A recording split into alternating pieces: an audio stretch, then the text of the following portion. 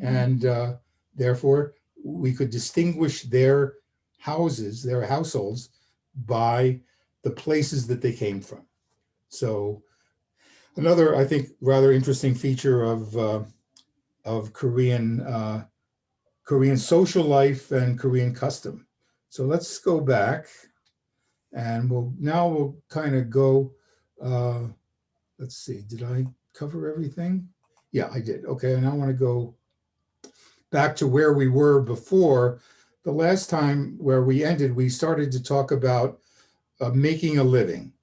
And I wanted to, I started off by taking a look at wet rice agriculture. And we started looking at a number of common sites that most of you have probably seen at one time or another during your time in Korea. During the time we were there, as I said before, there were just a couple of motorized tillers. Everybody else used human power and ox power for the most part. Here we have people who are planting the seed beds for rice. And here they are, once the sprouts have come up and have reached the right age, they're being plucked up to be transplanted. And here we see a scene of rice seedlings being transplanted. And I wanted to call attention especially to this picture, because I counted 10 people here. And more likely than not, these people are not all members of the same family. More likely than not, they could be related to each other.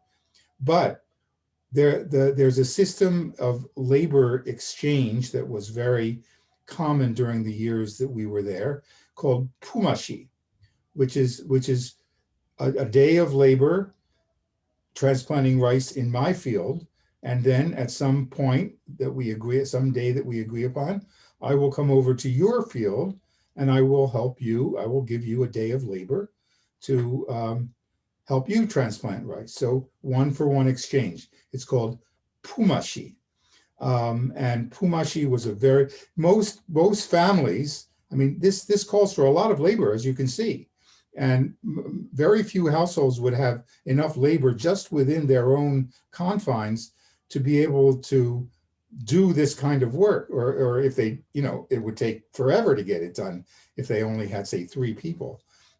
So they would use this system called pumashi and exchange labor. And the rules are interesting because a man's labor would count for, let's say, a full day of a man's labor. I'm sorry, a full day of a woman's labor would not be the same as a full day of a man's labor. It would be, because the women are better, right? well, that's exactly right. And that was a general convention that was observed pretty much across the board. And then children also could provide labor, and they would be even less. The equivalent of a child would be, maybe 1/4 or 1/3 what a grown man would get. So if I, as a grown man, go and provide a day's worth of labor to you, and then I send my wife and little girl over to reciprocate the next day, that's not going to be enough, because the amount of labor that they can provide is not going to be equivalent to the amount that I can provide by definition. And those are conventions that were pretty much understood. There were other kinds of labor exchange that are very interesting. Some years before we lived there, there was a system called ture.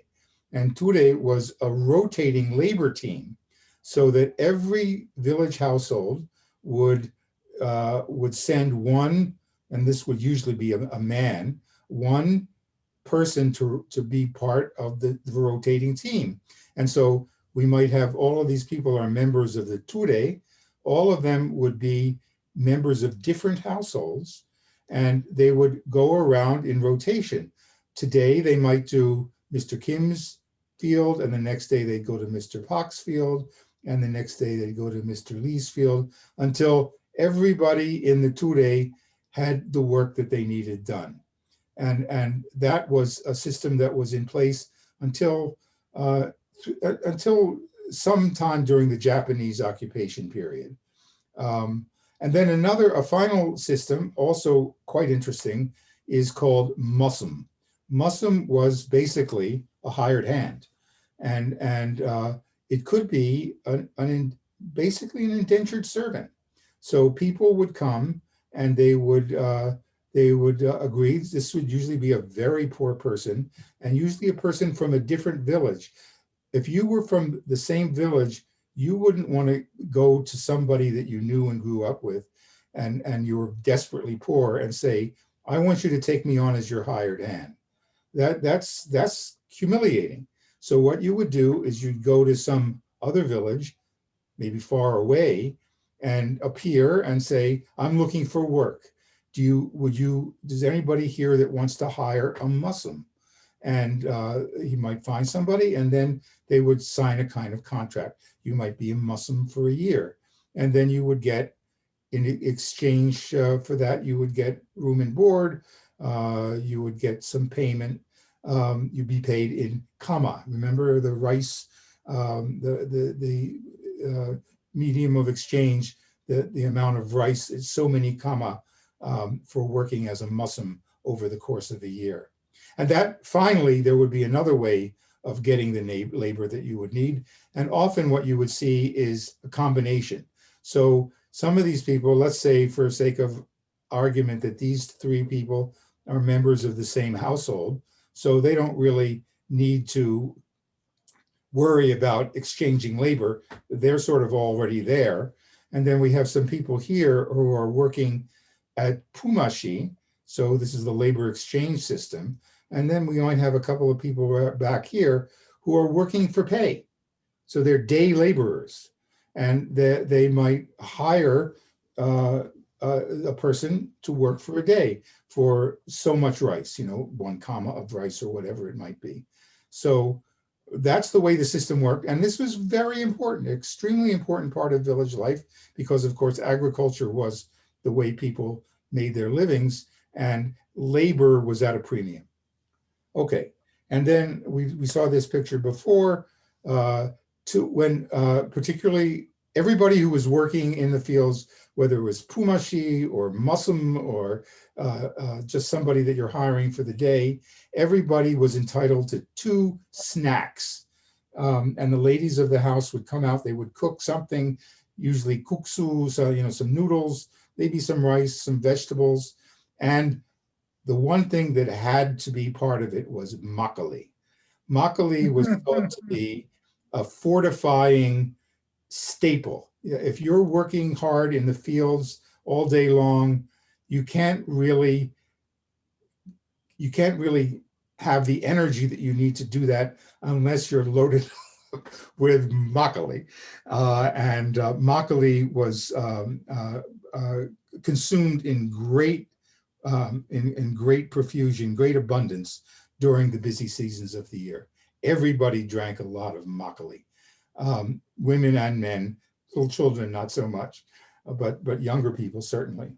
So this is one of those breaks, one of those snacks with makgeolli and some kind of kuksu noodles or whatever, and people and there are 2 of these. It's called sai. In between work, you have a snack.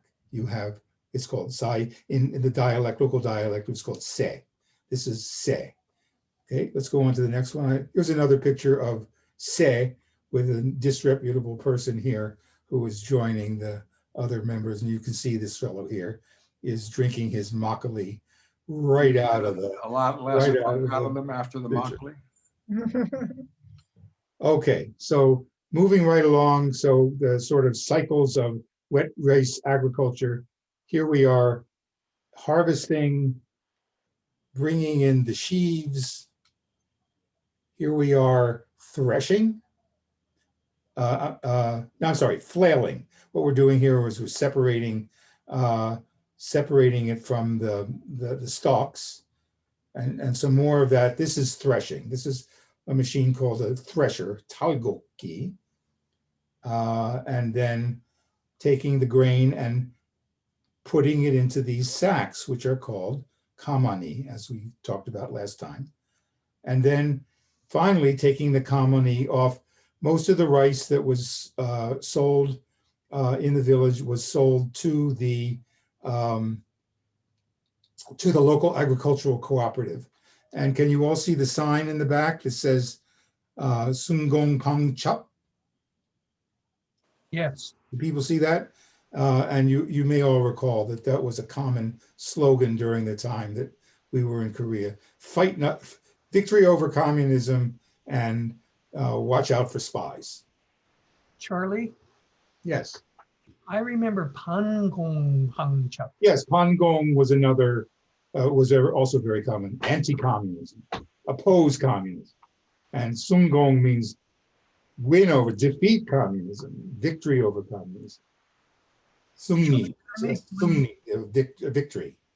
Can I make one comment? Of course. Several years after we were POW in Korea, Ginny and I took a trip to Madagascar where our son was a Peace Corps volunteer. And we observed them in their rice fields. And I thought the Koreans had the system, you walk in a line and you plant the plant. In Madagascar, and it was always women that I was seeing, women would take a handful of the seedlings and go to a part of the paddy and sort of in a circle plant around them. And they would plant an area, but they did nothing in rows. I was flabbergasted. Anyhow, just a different way of doing it. Yeah, the rice agriculture is, there are many different techniques that are used all around the world by different cultures. In some, they just broadcast the rice. They just, as they would plant anything else, they would just throw the seeds in and without transplantation. Without transplantation, however, my understanding is that you don't get nearly as good of a yield. Hey, Charlie, I want to go back to makgeolli and drinking in our time. Wait, let's do it. Okay.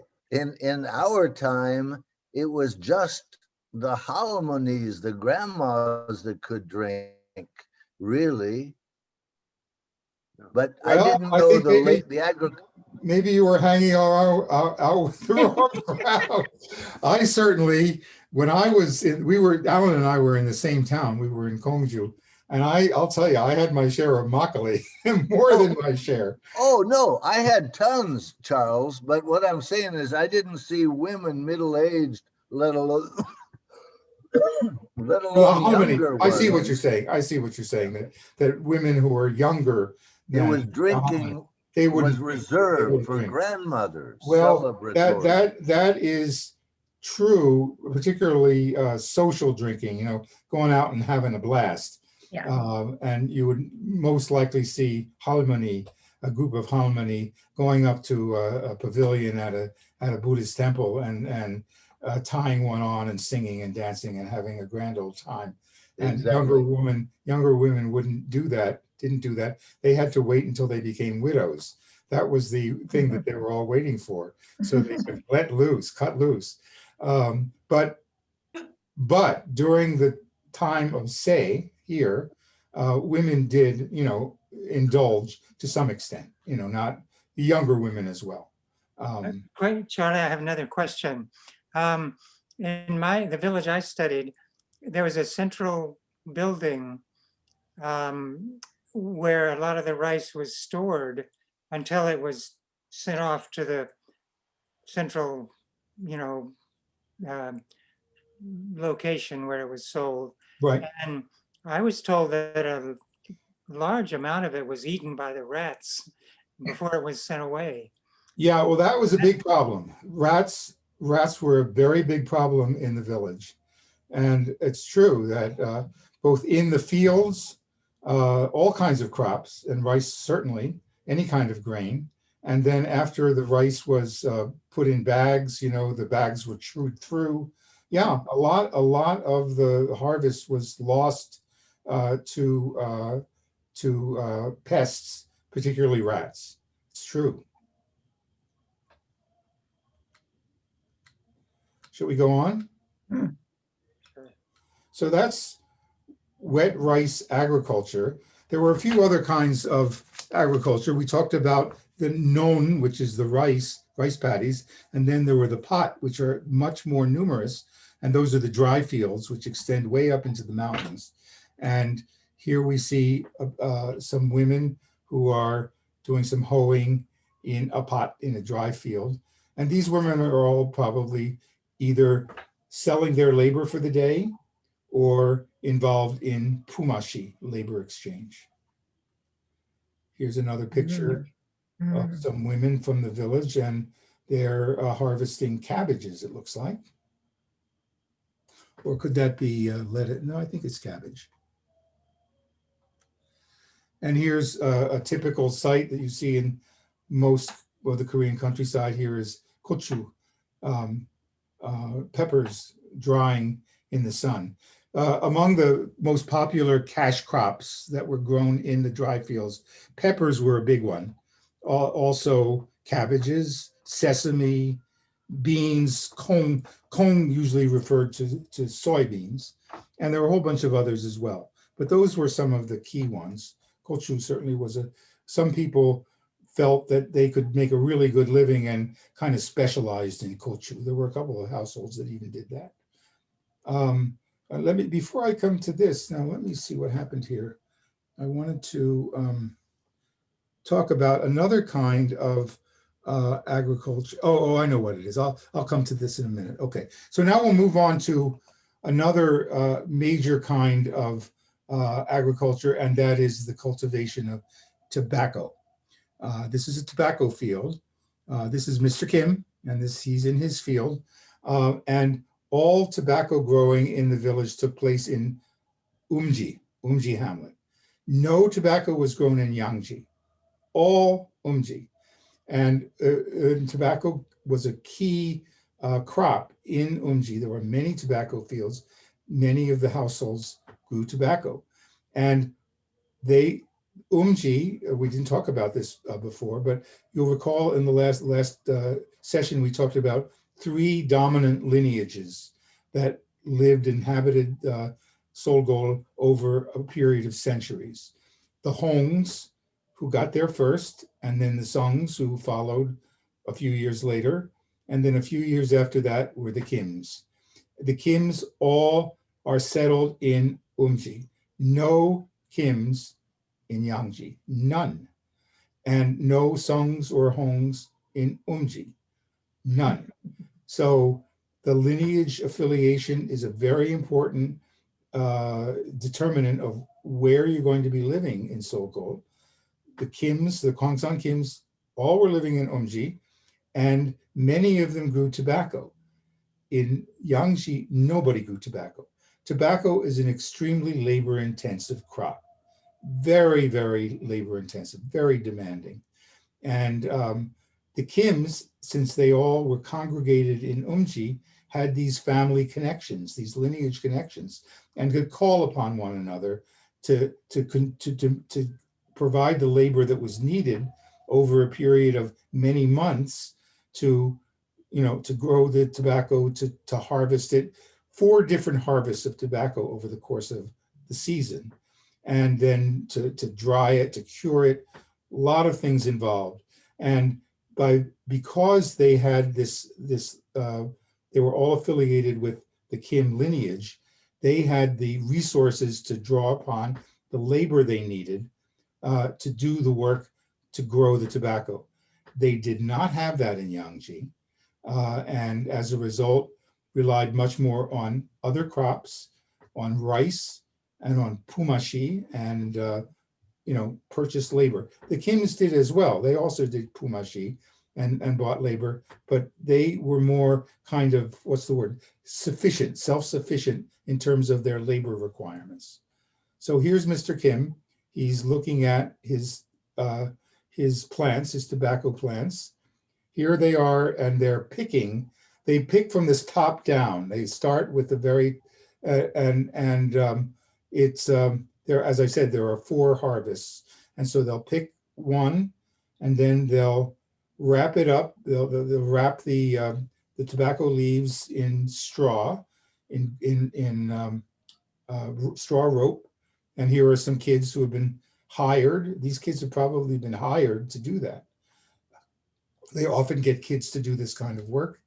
And now, and once they have all those, once that one picking has been finished, then they hang it all up. And remember those those tobacco drying sheds that we looked at last time? This is one of those curing sheds. And here's Mr. Kim, as it happens. And Mr. Kim is having to stay up pretty much the whole night because they have to keep the fires stoked to keep the temperature in that shed within a very narrow range so that the tobacco will cure properly. And that happens over a period of a week to 10 days. So think of it, over a period of several months, they have 4 harvests. Each of them requires a lot of labor just to get the harvest in, and then tending the sheds. And what you see over the course of that time, I noticed it very easily, is that these men become more and more emaciated as the season goes on. This is really hard work. They're sleep deprived, and it's really difficult. It's a very labor intensive enterprise. And so once the tobacco is cured, then it's sorted and wrapped again in these bundles, and then it's packed up and hauled off to the tobacco cooperative, where it's weighed and sold, and very importantly, it's graded. And the higher the grade, the more you're going to get for your crop. So this is a real important part of everybody's life in the Kims who grow tobacco. Every year, taking the tobacco, and here are these guys, they're passing judgment basically on the quality of the crop that these guys have produced. And if they give it a lower grade, then they might not even break even for the year. So they're very dependent on the judgment of these men here. And Are these the men, graders, Charlie, are the graders government employees? they work for the tobacco cooperative. So I believe they're kind of quasi-government. I think they probably are Yeah. the government. They are connected with the government, yes. Actually, there's a really interesting museum in Seoul, which was created by the Tobacco Cooperative, the National Tobacco Cooperative, and it's a museum of traditional agricultural practice in Korea. You know, going way back to, you know, as far along as anybody has a historical record of. Lots of interesting displays. Really neat museum of agriculture, agricultural history in Seoul, which was, as I said, sponsored by the Tobacco Growers Cooperative. And here we are. Here are people getting the news as to what their tobacco is going to fetch. Very important part of the year. What they've been working on and working for a long, long time. And here's another activity. And this is an activity this is another agricultural activity, and it's only in Yangji, or there are a few places in Eomji that do this as well. I'll take it back. But most of the places, most of the homes that do this are in Yangji. And who knows what's going on here? People are putting these racks up. These are inside a room in your house. So they stretch these poles across, and then Aren't they feeding silkworms? That's exactly what they're doing. They're feeding silkworms. So they put these racks up in their houses, and then they put mulberry leaves on the racks, and then they put the silkworm eggs on top of the mulberry leaves, and the eggs hatch and they become little worms, and the little worms become bigger and bigger and bigger.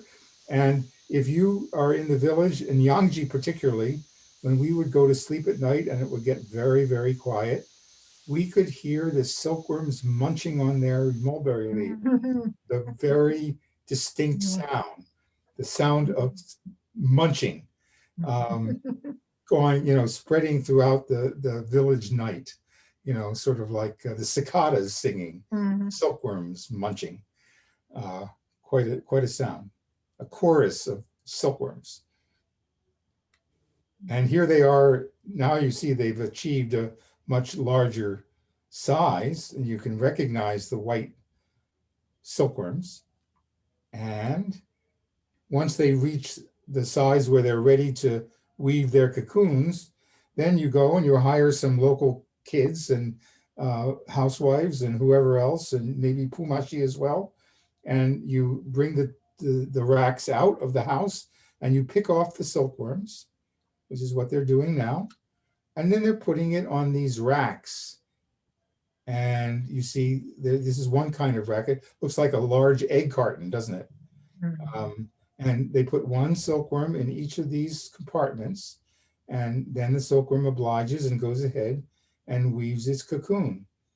And they also use these straw things that we looked at last time. Remember, we saw this man who was constructing these straw mats which are specifically for silkworms to grow their cocoons. And those are these things here.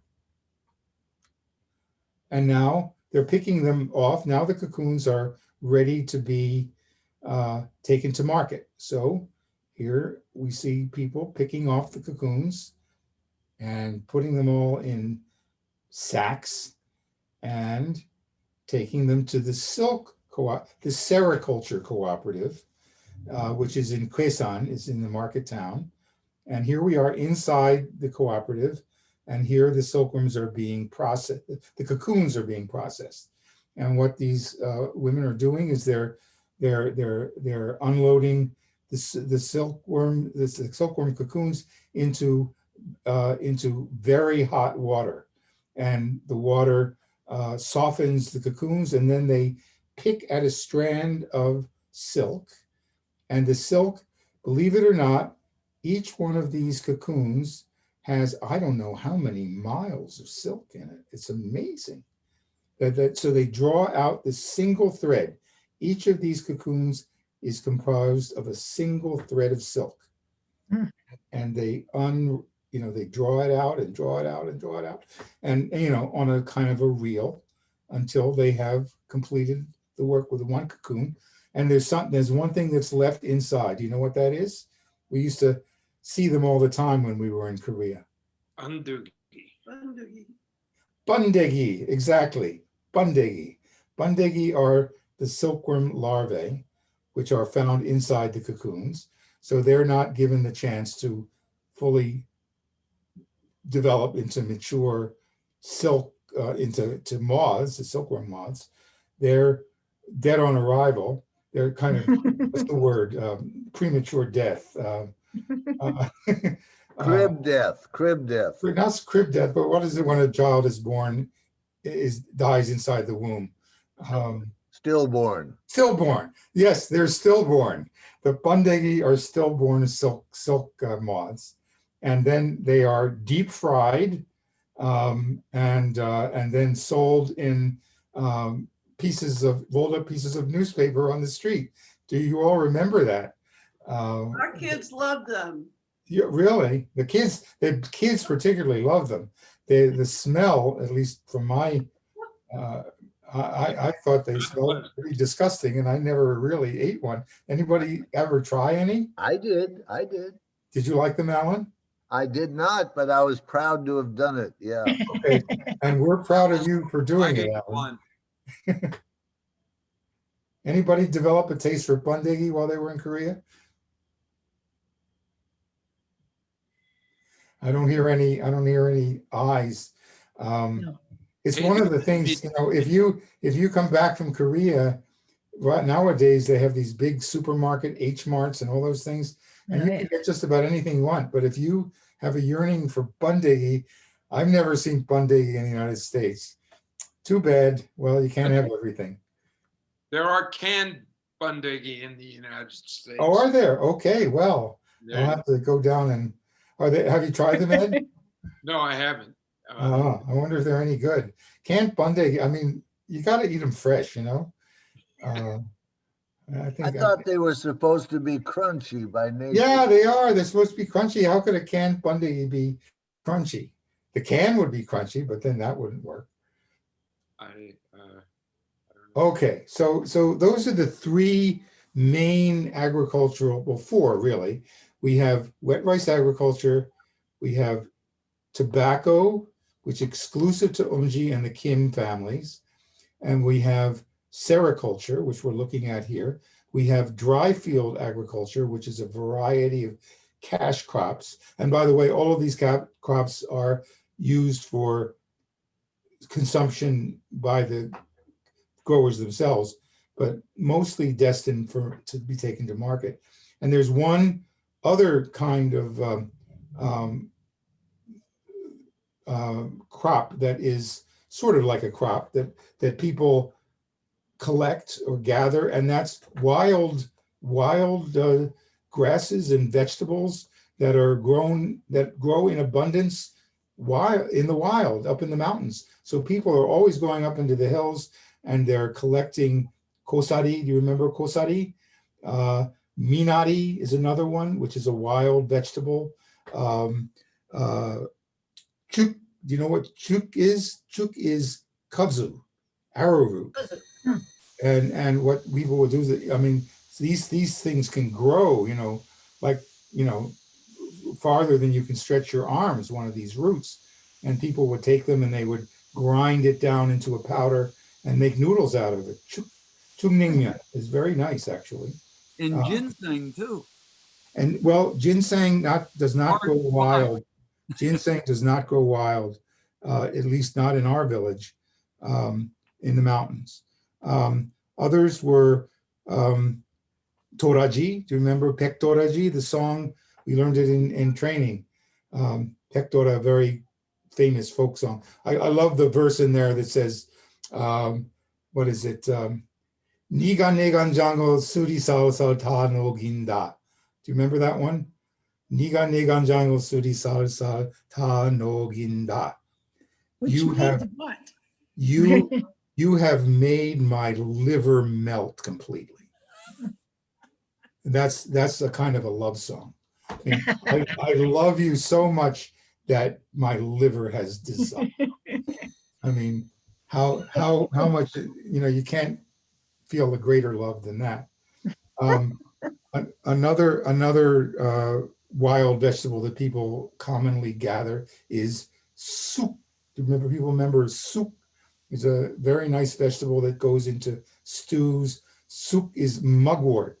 And I wanted to tell you the story of, there's a very famous folktale that was told to us by Hetong about the origins of a particular bird. One, as you know, when a mother gives birth, one of the things that you must give her in order for her to regain her strength and energy is seaweed, miyak. You remember? Miyakgu. That's an absolutely must eat if you're going to recover from birth, for a mother who's just given birth, to regain her strength. And so some years ago, once upon a time, there was a very poor family, and a young woman gave birth to a child, and the family was so poor that they couldn't afford to get any miya to give her so she could regain her strength. So all they had to give her was some soup, some mugwort that they had found in the mountains. So they picked the mugwort and they made soup out of it. Not miyakuk, but sukuk. And so the daughter-in-law, who had just given birth, ate the sukuk, but it didn't have the nutrients that she needed in order to recover. And after a week or so, she died. She died of because she just never was able to recover her strength. And she died, and as it happens so often in cases like this, is the poor young woman, the poor young mother became a ghost, became a hungry spirit, a hungry ghost.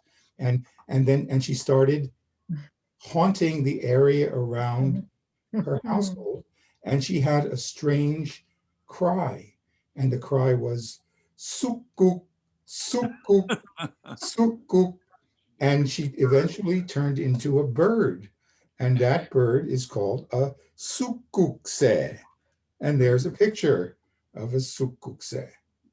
So You know, Danguk's mother thrived on suk and what was the other one? Garlic. well, yeah, you got to have those.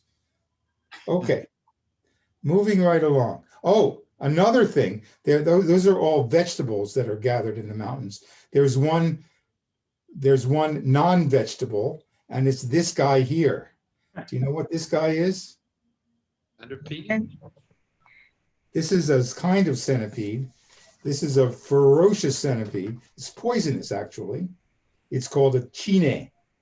And chine, if you go to a Chinese yakbang, to a Chinese pharmacy, you will see dried chine hanging, they're all like on a skewer, and they're ground up and used for Chinese medicines. So you can dry these guys, but they are poisonous, like I say, and they are large. These things go maybe 4 to 6 inches long, and you don't want to hassle with one of these. We once had one of these come into our house. We were minding our own business, sitting. I was working on my notes, and Julie was doing something, reading a book or something, and all of a sudden we looked over and we saw this one of these come into our room. My God, it scared the living daylights out of us. We jumped up and ran out of the house and abandoned our house and left it to the chine to take over.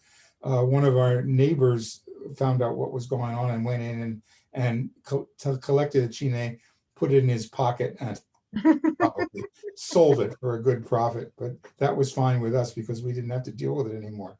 And chine, actually, here's a picture of another chine. This one is going to really scare the crap out of you. Look at this. Oh, This is a Wang chine.